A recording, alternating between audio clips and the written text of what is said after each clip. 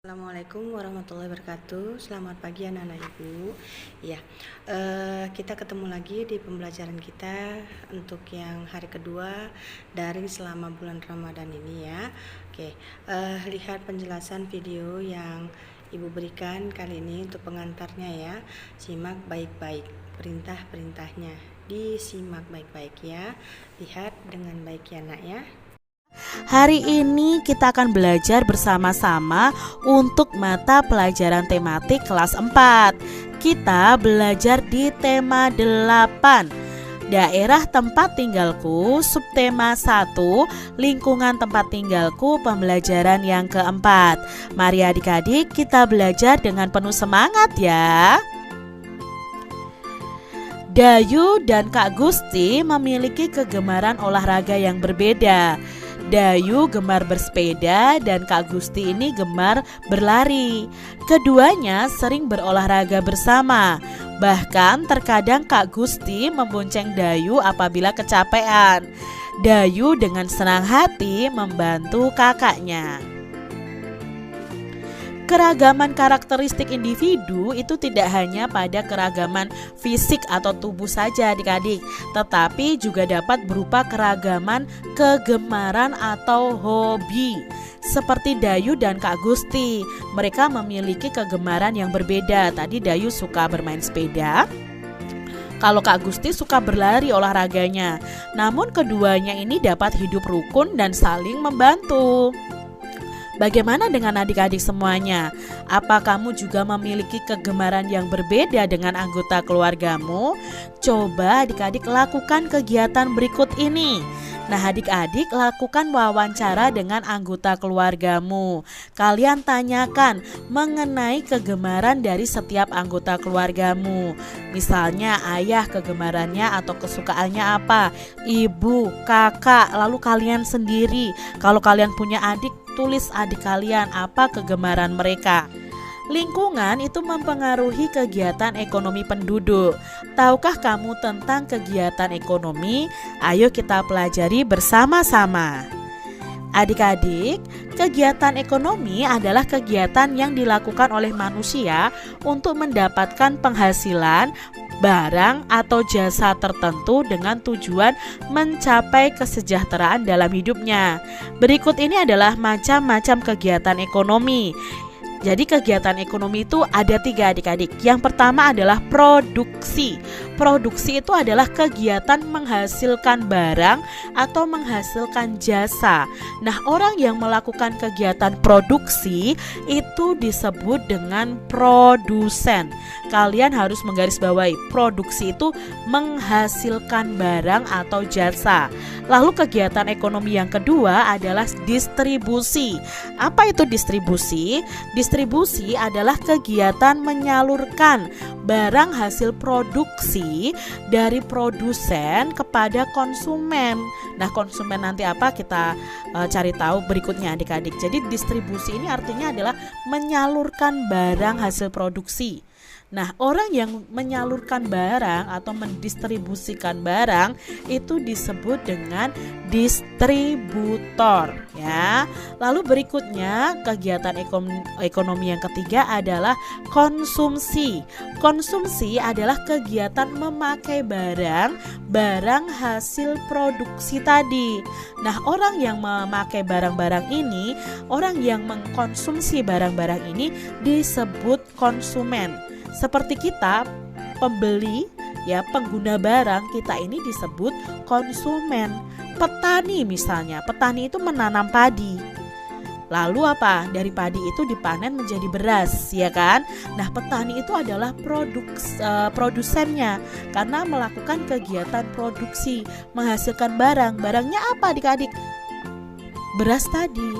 Lalu distribusinya siapa? Ya, distribusinya bagaimana? Nah, distribusinya ini melalui distributor. Distributornya siapa? Misalnya penjual beras ya. Nah, penjual beras ini yang akan menyalurkan barang dari petani kepada pembeli. Nah, konsumennya siapa? Konsumennya kita yang membeli beras tersebut dari toko atau dari pedagang. ya, itu adalah macam-macam kegiatan ekonomi dan contohnya adik-adik. Sekarang di sini ada bacaan Kabupaten Tabanan. Adik-adik masih ingat ya tentang Pulau Dewata atau Pulau Bali. Nah, di Pulau Bali ini ada namanya Kabupaten Tabanan. Nah, Tabanan merupakan salah satu kabupaten di Provinsi Bali. Kabupaten ini terletak di bagian selatan Pulau Bali. Daerah Tabanan didominasi oleh pegunungan dan pantai. Sepertiga wilayah Kabupaten Tabanan digunakan sebagai lahan persawahan sehingga kabupaten ini dikenal dengan daerah agraris. Potensi keunggulan Kabupaten Tabanan adalah di bidang pertanian adik-adik. Sebagian besar mata pencaharian penduduknya adalah petani. Hasil pertanian di Kabupaten Tabanan ini berupa padi dan sayuran. Sayuran dihasilkan di daerah bertopografi tinggi seperti Batu Riti ya. Hasil sayuran digunakan untuk memenuhi kebutuhan hotel, restoran dan supermarket di Bali. Karena Bali ini adalah pulau wisata, jadi di sana itu banyak hotel, banyak restoran adik-adik dan mereka membutuhkan bahan-bahan sayuran untuk mengolah makanan untuk tamu-tamu atau wisatawan dari luar negeri bahkan dan dari dalam negeri. Selain pertanian, ternak unggulan Kabupaten Tabanan adalah ayam. Peternakan ayam buras, petelur, dan pedaging itu berada di Desa Udu dan Bolangan, Kecamatan Penebel. Nah, di Kabupaten Tabanan juga berkembang industri kerajinan seperti anyaman bambu, keramik, gerabah, logam, dan perak. Industri ini berkembang di Desa Pejanten, Kecamatan Kediri yang ada di Bali. Objek wisata di Kabupaten Tabanan juga berkembang pesat loh. Objek wisata tersebut antara lain di Tanah Lot ya. Nah, Kak Citra sudah pernah ke Tanah Lot ini, Alas Kedaton. Nah, Kak Citra kok salah terus ya membacanya. Alas Kedaton, lalu ada Bedugul, ada Ulun, ada Danau Berantan, lalu ada Kebun Raya Eka Karya. Nah, perkembangan objek wisata ini mendukung berkembangnya usaha jasa seperti restoran, hotel, dan penginapan. Selain dimanfaatkan sebagai objek wisata, potensi kelautan dari Kabupaten Tabanan ini juga dimanfaatkan masyarakat sekitar untuk menangkap ikan. Nah, ini adalah contoh-contoh kegiatan yang ada di Kabupaten Tabanan. Yang pertama ada kegiatan pertanian, lalu ada kegiatan ternak, dan salah satu tempat wisata yang ada di Kabupaten Tabanan. Nah, sekarang adik-adik amatilah lingkungan tempat tinggal kalian. Identifikasi kegiatan ekonomi yang ada di lingkungan tempat tinggal kalian. Dan identifikasi pula jenis pekerjaan yang terkait dengan kegiatan ekonomi itu. Contohnya di tempat Kak Citra nih, contoh kegiatan ekonominya yang produksi itu ada pengrajin tempe, ada petani, ada peternak kambing, ada perajin genting. Nah, distribusinya apa? Distribusinya untuk produksi ini tempe dan sebagainya ini itu distribusinya melalui pedagang sayuran, lalu ada sopir koperasi desa ya ini ada adik, lalu ada kuli angkut, lalu ada penjual daging seperti itu. Nah, konsumsinya kegiatan konsumsinya apa di lingkungan Kak Citra? Misalnya ada toko counter pulsa ya untuk membeli pulsa ya. Terus di lingkungan Kak Citra juga ada aplikasi online untuk memesan makanan ya. Sekarang kan baru marak ya. Itu kegiatan konsumsi loh yang terjadi di lingkungan tempat tinggal Kak Citra. Nah, berbelanja secara langsung dan tidak langsung melalui aplikasi ini. Dan mencukur rambut di tukang cukur rambut. Nah, itu kegiatan konsumsi, berbelanja makanan, berbelanja minuman ya, berbelanja di pasar, berbelanja di supermarket misalnya, itu kegiatan konsumsi. Nah, adik-adik, jenis pekerjaan yang terkait dengan kegiatan ekonomi di tempat tinggalnya Kak Citra, untuk produksi itu ada petani, perajin, dan peternak. Untuk distribusi itu ada pedagang, sopir, dan kuli angkut. Nah, untuk konsumsi itu ada penjual pulsa, tukang cukur, dan pedagang. Atau kita juga sebagai kegiatan kita itu sebagai konsumennya ya, pengguna barang dan jasanya. Kesimpulannya apa adik-adik? Nah, kegiatan ekonomi di lingkungan kita itu sangat beragam.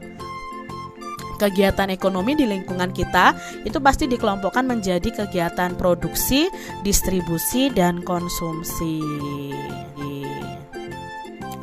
Adik-adik, pada pembelajaran sebelumnya kamu telah mempelajari tentang tokoh pada cerita fiksi. Nah, tokoh cerita fiksi itu dibedakan menjadi dua. Yang pertama ada tokoh utama dan yang kedua ada tokoh tambahan. Apa itu tokoh utama? Tokoh utama adalah tokoh yang memiliki peran penting dalam cerita tersebut. Biasanya akan ditampilkan terus-menerus dan mendominasi cerita. Sedangkan tokoh tambahan adalah tokoh yang dimunculkan sekali atau beberapa kali dalam cerita. Tokoh ini biasanya untuk menghidupkan cerita atau sekedar hanya pemanis cerita saja. Nah, dapatkah kamu mengidentifikasi tokoh utama dan tokoh tambahan dalam sebuah cerita fiksi kegiatan berikut ini? Nah, adik-adik kan masih ingat ya tentang asal mula Bukit Catu. Ya, kita sudah belajar asal mula Bukit Catu, di mana di sini ada seorang suami ya yang bekerja sebagai petani minta kepada istrinya untuk dibuatkan nasi tumpeng ya, nasi tumpeng yang besar supaya panennya lancar seperti itu kan. Nah, lalu istrinya menyetujui dan membuat membuat tumpeng yang besar nih adik-adik. Nah, tidak lama kemudian ternyata hasil panennya dari suaminya itu banyak adik-adik. Nah, si istri ini membuat tumpeng dan membagikannya kepada penduduk desa. Lalu menjelang musim panen berikutnya, sang suami berkata lagi untuk membuat tumpeng 3 kali lipat dari sebelumnya. Nah, di sini istrinya menyetujui supaya harapan mereka untuk panennya melimpah itu terkabul adik-adik. Dan setelah itu panenlah lagi ya. Nah, di sini dalam perjalanan suami ketika ke sawahnya atau bertani, dia melihat seonggok tanah yang berbentuk seperti catu. Dan catu ini adalah alat penakar nasi yang terbuat dari tempurung kelapa untuk membuat tumpeng ini. Nah, setelah itu adik-adik dia bercerita kepada istrinya. Nah, bagaimana kalau kita membuat beberapa catu nasi? Siapa tahu kalau membuatnya hasil panen kita akan semakin melimpah. Itu kata suaminya ya. Lah, lalu akhirnya apa? Sejak saat itu si istrinya itu rajin membuat catu nasi ya. Setiap catu nasi yang dibuatnya ia niatkan untuk menambah hasil panennya. Namun anehnya di sini saat pergi ke sawah, onggokan tanah tadi semakin membesar.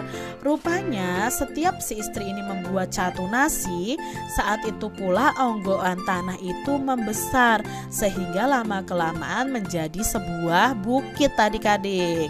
Nah, setelah si petani dan istrinya berhenti membuat catu nasi, onggokan tanah itu pun berhenti membesar. Nah, sejak saat itu onggokan tanah itu disebut dengan Bukit Catu. Tadi kamu sudah melihat penjelasan videonya. Ibu rasa ibu membuatnya, mengeditnya itu betul-betul cukup mempermudah kamu atau memberikan penjelasan yang sangat-sangat mudah bagi kamu agar kamu bisa belajar mandiri dengan melihat video yang sudah ibu berikan. Selamat belajar, selamat mengerjakan. Ingat, belajar mandiri nak, agar kamu bisa memahaminya itu dengan baik tanpa bantuan orang tua. Ketika nanti kamu sudah kelas 5 tatap muka, ibu harapkan semuanya anak-anak ibu khususnya kelas 4B itu bisa lebih pintar kembali, bisa lebih memahami, bukan hanya sekedar mengerjakan tugas saja. Ya, oke, Ibu tutup. Assalamualaikum warahmatullahi wabarakatuh.